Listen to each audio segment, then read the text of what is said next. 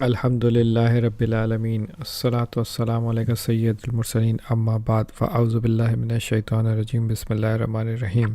حضرت خضر علیہ السلام بزرگان دین سے ملاقاتیں کرتے تھے۔ اس کے بارے میں ہم مختلف بزرگان دین کی حضرت خضر علیہ السلام سے ملاقاتوں کا ذکر کرتے ہیں۔ پہلے حضرت داتا گنج بخش ابو الحسن علی حجوی رحمۃ اللہ علیہ کا ذکر کرتے ہیں۔ لاہور میں داتا گنج بخش رحمۃ اللہ علیہ کا مزار مرجع خلائق ہے۔ صدیوں سے یہ مزار بزرگان دین، اولیاء زمانہ اور عوام الناس کے لیے گنج بخش فیض عالم رہا ہے۔ لاکھوں زائرین حاضر ہوتے ہیں اور روحانی فیضان حاصل کرتے ہیں۔ سینکڑوں رجال الغیب یہاں حاضر ہوتے ہیں۔ ہم بھی گزشتہ 70 سال سے اس مزار پر حاضری دے رہے ہیں۔ ہم نے کئی رجال الغیب کو اپنی آنکھوں سے مزار پر حاضر ہوتے دیکھا ہے۔ بعض اوقات ہم اپنے مسائل لے کر حاضر ہوتے تو کسی رجال الغیب نے آگے بڑھ کر ہمارا ہاتھ پکڑا، مزار کی طرف اشارہ کیا، ہمارا مسئلہ حل کر دیا اور نظروں سے اوجھل ہو گئے۔ ہم نے سمجھا یہ تصرف حضرت داتا گنج بخش کا ہے۔ پھر خیال آیا حضرت گنج بخش کی نگاہ کرم اپنی جگہ، مگر وہ غیب ہونے والا شخص کون تھا؟ ہمارے استاد محترم مولانا محمد نبی بخش حلوائی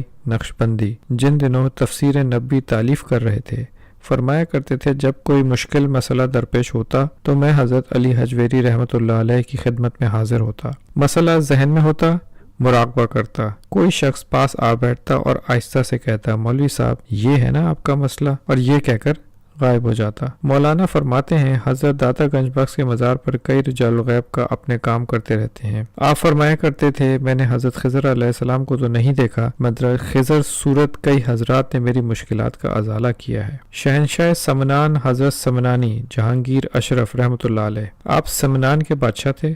سلطنت ترک کی روحانی سفر پر نکلے، ہندوستان میں آئے تو شیخ علاء الدین بنگالی کے مرید ہوئے۔ مرات الاسرار میں لکھا ہے کہ ایک دن حضرت خضر نے آپ کے کان میں فرمایا شہنشاہ ہی کرو گے، مگر اس میں اللہ کی معنی زبان کو حرکت دیے بغیر دل پر نقش کر لو۔ لطائف اشرفیہ میں لکھا ہے کہ حضرت جہانگیر اشرف سمنانی کے پاس رمضان کے آخری عشر میں حضرت خضر علیہ السلام آئے، فرمانے لگے سلطنت کے امور کو فقر کے ساتھ چلانا مشکل ہوتا ہے، تاج و تخت چھوڑو اور ہندوستان کا رخ کرو۔ آپ کے مرشد سید شیخ علاء الحق تمہارا انتظار کر رہے ہیں۔ ادھر حضرت خضر علیہ السلام نے 70 بار شیخ علاء الحق کو بتایا کہ مملکت سمنان سے ایک شہباز پرواز کرتے کرے آپ کی طرف آ رہا ہے، اس پر نگاہ رکھنا۔ یہ واقعہ مرات الاسرار میں بھی بڑی تفصیل سے درج ہے۔ خواجہ بہاؤالدین نقشبندی رحمۃ اللہ علیہ، حضرت خواجہ بہاؤالدین نقشبند علیہ رحمہ سلسلہ نقشبندیہ کے بانی ہیں۔ ہاں بخارا سے 3 میل کے فاصلے پر قصر عارفاں کا دارالارشاد اور دارالقرار تھا۔ آپ فرماتے ہیں کہ میں جذبات کی رو میں بخارا کے بیابانوں میں رات کے وقت تنہا پھرا کرتا تھا۔ ایک رات مجھے ایک شخص ملا، پشمینے کا لباس پہنے، گدڑیوں کی سی لاٹھی لیے گھوڑے پر جا رہا تھا۔ مجھے لاٹھی سے ٹھوکر مارتے ہوئے کہنے لگا تم نے گھوڑے دیکھے ہیں؟